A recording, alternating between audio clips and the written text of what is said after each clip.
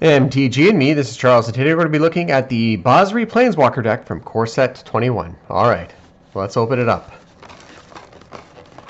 So I mentioned this before, the Planeswalker decks replaced the old intro decks. The biggest change for the Core Set ones versus the standard sets is that they release 5 different Planeswalker decks, and they only include 1 booster pack instead of 2 booster packs.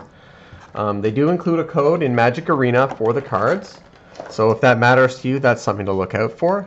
And the most interesting thing in my mind for these Planeswalker decks, again from a casual perspective, is that they have a series of cards that are mechanically unique to the Planeswalker decks, such as this copy of Basri Devoted Paladin, which is different from the Basri that's actually found in Core Set 21.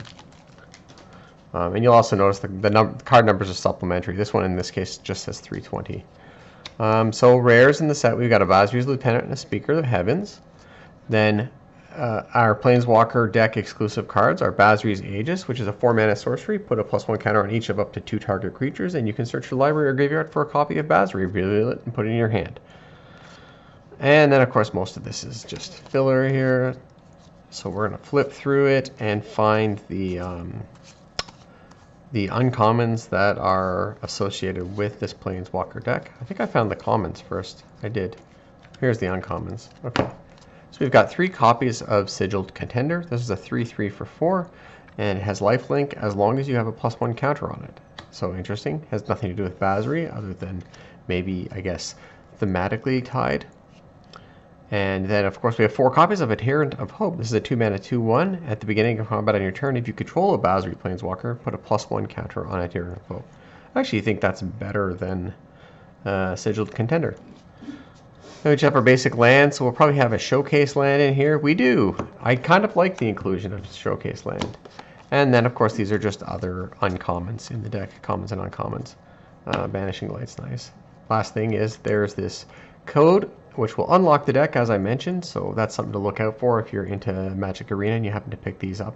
And it'll give access to all the singles in the deck as well. Okay, so last things last, let's open up this booster pack and see if there's anything good.